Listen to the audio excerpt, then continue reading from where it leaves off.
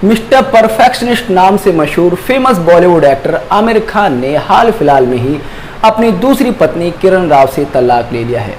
ऐसे में हर आमिर खान के फैन और ज्योतिष जिज्ञासु के मन में एक प्रश्न है कि क्या योग है आमिर खान की कुंडली में, जिसकी वजह से उन्होंने 2 बार शादी की और दोनों बार इनका तलाक हो गया।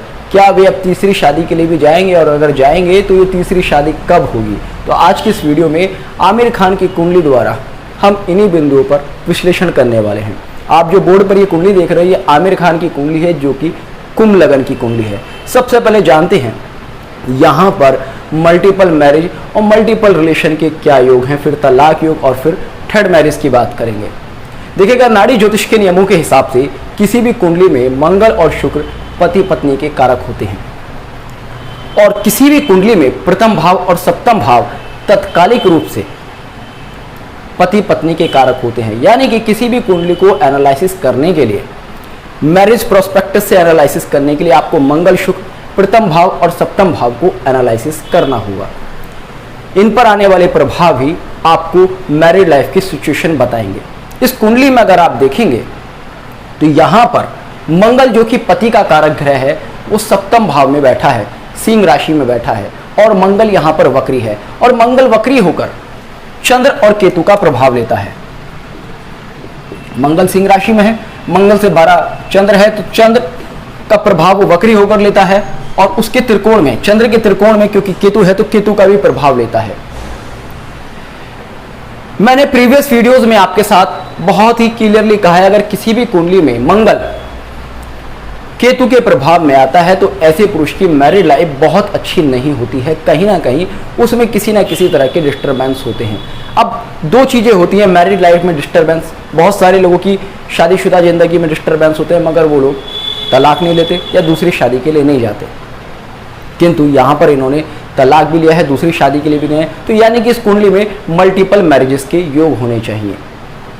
मल्टीपल मैरिजेस के क्या योग हैं वो भी हम डिस्कस करेंगे। उससे पहले मैं आपको ज्योतिष का एक आधारभूत बिंदु बताना चाहूंगा। किसी भी कुंडली को एनालिसिस करने के लिए जिस जातक की एक कुंडली है, आपको उसके धर्म, उसकी जाति का ज्ञान होना चाहिए। आमिर खान जिस धर्म से हैं, उस धर्म में मल्टीपल मैरिज करना, तलाक लेना एक आम बात मानी जाती है। तो ऐसे में अगर आमिर खान की कुंडली में साधारण योग भी मल्टीपल मैरिज के बनते हैं तो वो भी बहुत ही स्ट्रांगली प्रभाव देंगे। अगर यही कुंडली किसी हिंदू संप्रदाय के व्यक्ति की या किसी साधारण व्यक्ति की होती तो आप वहां पर कह सकते थे कि भाई यहाँ पर मैरिड लाइफ में डिस्टर्बेंस के योग हैं, या फिर ये आदमी मल्टीपल रिलेशंस रख सकता है, जरूरी नहीं कि मल्टीपल मैरिजेस करे। अब बात करते हैं, मंगल आपने देखा चंद्र और केतु के प्रभाव में, और मैंने आपसे कहा कि ये योग शो करता है कि ऐसे में इस व्यक्ति की मैरिड लाइफ डिस्टर्ब होगी। अब मैरिड लाइफ डिस्टर्ब होगी, अब बात करते हैं कि मल्टीपल मैरिजेस के क्या योग हैं। आप देखेंगे ज्योतिष के बहुत ही सीधे से नियम हैं जो कि शो करते हैं कि किसी व्यक्ति के एक से अधिक संबंध हो सकते हैं। आप देखेंगे इस कुंडली में लग्नेश और सप्तमेश की युति है, यानी कि पति और पत्नी साथ में बैठे हैं, और आप देखेंगे लग्नेश और सप्तमेश लगन में ही बैठे हैं और शुक्र के साथ बैठे हैं, जो कि नैसर्गिक पत्नी कारक ग्रह है। तो यहां पर एक साथ और शुक्र का संबंध बनता है। ज्योतिष में इस योग को विवाह संबंधों के लिए काफी अच्छा कहा गया है, किंतु यह भी कहा गया है कि अगर इस योग पर नेगेटिव इंपैक्ट आता है तो विवाह बहुत अच्छा नहीं चल पाता। उसके बाद आप देखेंगे इस कुंडली में चतुर्थेश और सप्तमेश का संबंध बनता है। ज्योतिष में चतुर्थेश और सप्तमेश के संबंध को मल्टीपल रिलेशन देने वाला संबंध माना जाता है। जब भी किसी कुंडली में चतुर्थेश और सप्तमेश का संबंध बनता है तो कहा जाता है कि इस व्यक्ति के विवाह उत्तर संबंध हो सकते हैं या मल्टीपल रिलेशंस हो सकते हैं।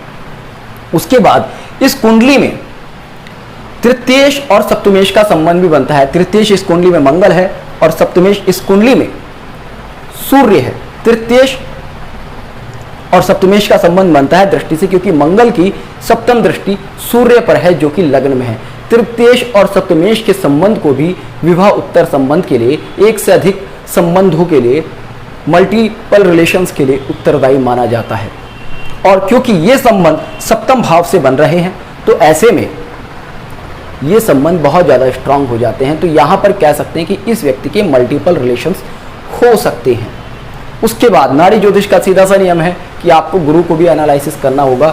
अगर गुरु प्रॉमिस कर रहा है तभी ये सारी घटनाएं होंगी। अब आप देखेंगे गुरु यहाँ पर मेष राशि में बैठा है और गुरु के 12 भाव में बुध बैठा है नीच का और 2 भाव में बैठा है राहु, और राहु बैठा है चतुर्थ भाव और शुक्र की राशि में।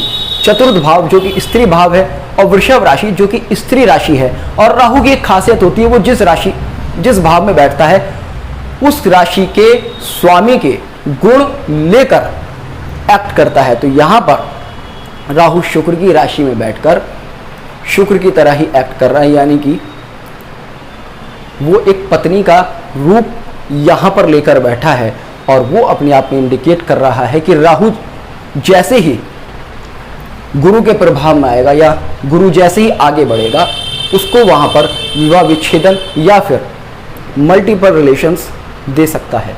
तो ऐसे में गुरु को देखकर भी पता चलता है कि इस कुंडली में मल्टीपल मैरिजेस के योग हैं। दूसरा, आप किसी भी कुंडली में देखिएगा, जब किसी कुंडली में गुरु का संबंध या मंगल का संबंध बुध और चंद्र से बनता है तो ऐसे में प्रेम विवाह, और प्रेम विवाह के बाद अगर केतु या राहु का प्रभाव होता है तो वहां पर विच्छेदन के भी योग बनते हैं। मैंने नपुंसक ग्रह वाली वीडियो में बहुत ही क्लियरली आपसे पहले भी कहा है कि अगर किसी कुंडली में बुध अकेला बैठा है, सूर्य के साथ नहीं बैठा है और उस पर किसी मेल प्लैनेट का डायरेक्ट इफेक्ट नहीं है तो वो स्त्री ग्रह के रूप में एक्ट करता है। और चंद्र नैसर्गिक रूप से स्त्री ग्रह है तो मंगल का प्रभाव, मंगल चंद्र और बुध दोनों का प्रभाव लेता है और साथ में केतु का प्रभाव भी लेता है। तो यहाँ पर लव अफेयर्स को शो करता है। तो ऐसे में अगर इन सारे पॉइंट्स को एक जगह इकट्ठा करके आप रखें तो पता चलता है कि इस कुंडली में मल्टीपल रिलेशंस और लव अफेयर्स के योग बनते हैं। अब बात आती है कि ठीक है भाई, मल्टीपल रिलेशंस है, इन्होंने 2 शादी की, दोनों शादियां लगभग 15-15 साल चली। इतने लंबे समय तक इनकी शादियां चलने के इस कुंडली में क्या योग हैं? इस कुंडली में अगर आप देखेंगे तो शुक्र काफ़ी अच्छी स्ट्रेंथ में है क्योंकि वो लगन में ही शनि के साथ बैठा और शनि शुक्र का परम मित्र है। शनि अपनी मूल त्रिकोण राशि में बैठकर शश योग बना रहा है। शुक्र का संबंध इस कुंडली के सप्तमेश के साथ है। तो शुक्र यहाँ पर स्ट्रेंथफुल होने के कारण कोशिश करता है एक अच्छी मैरिड लाइफ देने की, किंतु जैसा कि मैंने आपसे कहा, एक तो जिस संप्रदाय से बिलोंग करते हैं उसका चलन और दूसरा कुंडली में बनने वाले योग, दोनों मिलकर किसी भी योग को बहुत ही ज़्यादा प्रभावशाली बना देते हैं। तो यहाँ पर मंगल के ऊपर जो नेगेटिव प्रभाव थे, उसके बाद लग्नेश सप्तमेश, चतुर्देश सप्तमेश, तृतीय सप्तमेश के योग थे, उन्होंने इस कुंडली में तलाक के योग बनाए। होपफुली यहाँ तक आपको क्लियर हो गया होगा। अब बात करते हैं क्या ये तीसरी शादी के लिए जाएंगे। दूसरी तो अभी तलाक के लिए है। तो देखिएगा, आमिर खान की पहली शादी हुई 18 अप्रैल 1986 को रीना दत्ता से और डाइवोर्स हुआ वर्ष 2002 में। आप देखेंगे जब पहली इनकी शादी हुई तो गुरु लग्न से गोचर कर रहा था और जब तलाक हुआ तो केतु इनके 10वें भाव से गोचर कर रहा था। वर्तमान में भी अगर आप स्थिति देखेंगे, जब किरण राव से इनका तलाक हुआ तो भी स्थिति बनती है कि केतु वर्तमान में भी इनके 10वें भाव से ही गोचर कर रहा है। उसके बाद अगर इन परिस्थितियों को एनालिसिस करें तो पूरा इंडिकेशन जाता है कि वर्तमान में, क्योंकि गुरु वापस से कुंभ राशि से गोचर कर रहा है और कुछ दिनों बाद वक्री होकर मकर राशि में आ जाएगा, तो फिलहाल 1-2 महीने में तो इतनी ज़्यादा पॉसिबिलिटीज़ नहीं बनती। हालांकि गुरु कुंभ राशि में है और पहले भी इनकी शादी गुरु के कुंभ में हुई थी, कुंभ में और गुरु के तुला राशि में गोचर में हुई थी। तो ऐसे में पूरा इंडिकेशन जाता है कि जब गुरु कुंभ राशि और मीन राशि को टच करेगा तब इनके तीसरे विवाह के प्रबल योग बनेंगे, क्योंकि इस कुंडली में मल्टीपल रिलेशंस के योग हैं। जैसे कि मैंने आपको बताया 1 7 3 7 4 7 के योग बनते हैं। तो ऐसे में जैसे ही गुरु वापस से कुंभ राशि और मीन राशि में प्रभाव देगा, वैसे ही इनके तीसरे विवाह के योग बनेंगे और ये ज़्यादा से ज़्यादा 1.5 से 2 साल का समय लग सकता है, जिसके दौरान ये शादी कर सकते हैं। हाल फिलहाल भी एक अच्छे खासे योग बने हुए हैं, किंतु क्योंकि गुरु कुछ दिनों में वक्री होने वाला है, इसलिए यहाँ पर मैं पूरे दावे के साथ नहीं कह सकता कि ये हाल फिलहाल में शादी करेंगे, किंतु मैं इतना जरूर कह सकता हूँ कि यह हाल फिलहाल से लेकर अगले 1.5 से 2 साल के बीच में अपनी तीसरी शादी ज़रूर कर लेंगे। अब बहुत सारे लोगों के मन में एक प्रश्न भी हो सकता है कि आमिर खान इतने फेमस क्यों हुए, इस कुंडली में ऐसे क्या योग हैं। इनको हम नेक्स्ट वीडियो में एनालिसिस करेंगे, तो जुड़ रहेगा एस्ट्रो सूत्र के साथ। मिलते हैं नेक्स्ट वीडियो में, तब तक के लिए जय हिंद, जय भारत।